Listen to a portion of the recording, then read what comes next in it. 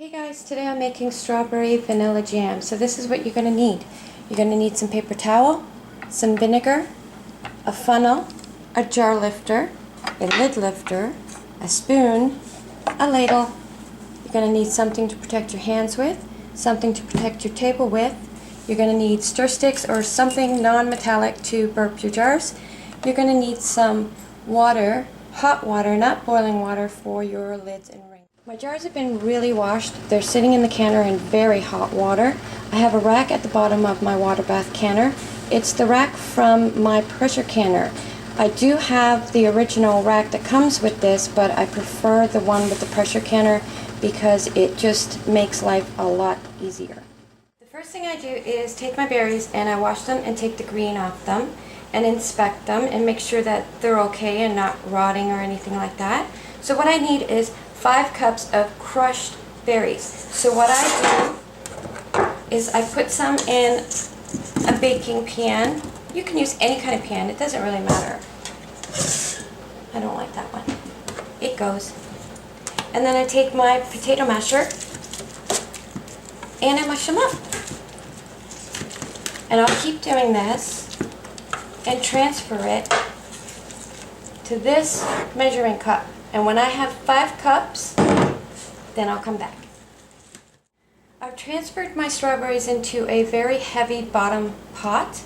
I've put in a full package of pectin, powdered pectin.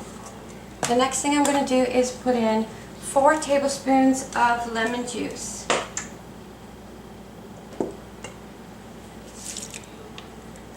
That's 1, 2, 3. And I'm just going to go 3.5 because I've been missing there. The next thing I'm going to do is I'm going to take my vanilla, 2 vanilla beans, just like so. I've already cut one, actually. Just like so. I take the top off and the little bottom off. And this works so wonderful. And I'm going to slice them down the center. Kind of missed on that one. There we go. And that's it. So I'm going to stir in all my ingredients and dissolve the pectin. Then I'm going to put in my vanilla beans, make sure they're apart, because you really do want that beautiful inside. You can see it all over my hands. It's just a gorgeous, gorgeous, gorgeous flavor. Now I'm going to put this over on the stove, so I'll meet you there. I have this on high and I'm going to let it boil. I want it to a really hard boil, and I'm going to keep stirring it the entire time. I'm not going to walk away from this, so when it's at that point I'll come back. As I'm standing here stirring and it comes to mind, I am going to put in about a half a teaspoon of butter. This cuts down on the foam in the end product. You're still going to get some foam, but it really does cut down on that. Okay, we're at a full rolling boil. This is what a full rolling boil looks like. You want it to boil really, really hard. And that's what we want. So we're going to put in our 7 cups of sugar. And we're going to keep it on high. We're going to keep stirring this, and when it comes back to a full rolling boil, we're going to time it for 1 minute. Okay, now we're rocking and rolling. This is at a full rolling boil. Now make sure that your pot is high enough to accommodate that, because when it boils like this, it actually lifts up, so you have to make sure that your pot is high enough. So I'm going to time this for 1 minute, and I'm going to keep stirring it. Strawberries are ready, so I'm going to dump this out, and I'm going to take these to my workstation. It's off the stove. Now, if you can see, there is some foam on top. I'm going to try to get rid of most of that, if I can, because it doesn't look very pretty in the jar. It's not going to hurt you, but it does have like a pinky foam on top of the jar. The butter really helps. If I didn't have butter in here, it would be a lot worse. But it's a little bit tricky because you don't want to grab all those strawberries with it. And it's kind of sticking to the strawberries, and it always does. So it's a little tedious, but it's worth the time. You're not going to get all of it, but you'll get some of it. And it does make a difference. We're ready. That's about as much as I'm going to get out of there. So the next thing you want to do is get your vanilla out. If you can find them. I always have a little bit of trouble finding them. There's one. So I know I have 4 pieces in here. So I have to fish all those out. And you will be amazed at how wonderful this tastes with the vanilla in there. It is just absolutely beautiful. And I have one more. And there it is. Thought I lost it. Okay, we're ready.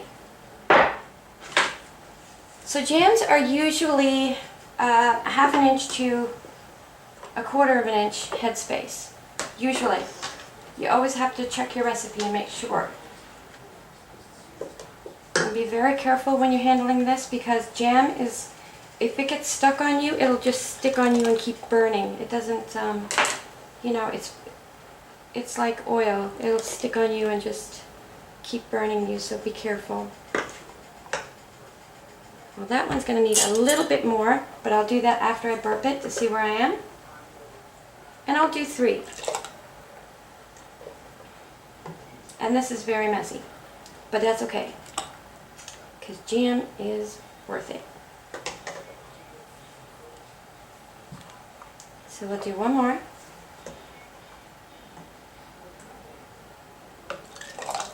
And these are wonderful for gifting too. There you go. I'm going to take my stir stick and I'm going to debubble. Now these are at a 1 inch headspace, and I don't want that 1 inch headspace, so I'm going to take it up a little bit. That one needs a little bit more. There you go. Now I'm going to get my vinegar and my paper towel. Vinegar works really well for me. Yikes, that's hot. Yikes, yikes. And make sure it's all clean. You don't want any jam or any residue on these jars. Your lids won't seal. There we go. Vinegar dries really quickly too, so you don't have to worry about that. Ooh, that's hot. Okay, next I'm going to get my lids, center them, just like so. Now you're going to get your rings. You're going to go to the first resistance. Oh, that's hot. Okay, I'm going to put on a glove. I'm not going to get these tied up. You're going to screw it down to the first resistance and then a little turn.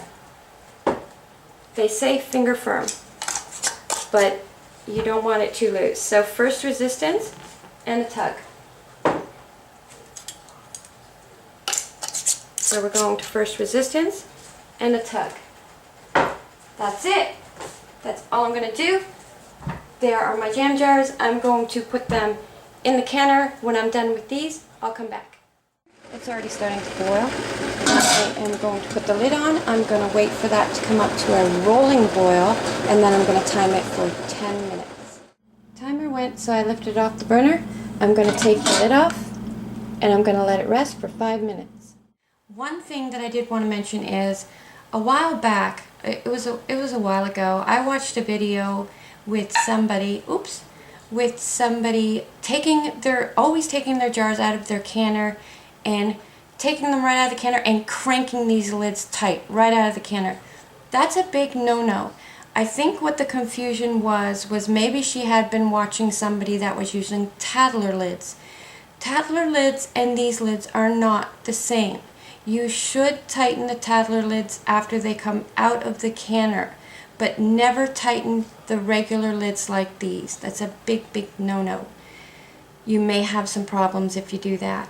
So I'm going to leave these for 24 hours. I'm not going to touch them, move them, or fuss with them, and then I'll come back. This is what I do when I wash my jars. I take off the lids, I wash it with soap and water, make sure it's nice and clean, and that's it. These came out beautifully. I'm very happy with these. All I'm going to do is label them and date them. It's very important to date them. Either on the top put a label on it, or do what I do, because I just grab and give when I have company, things like that.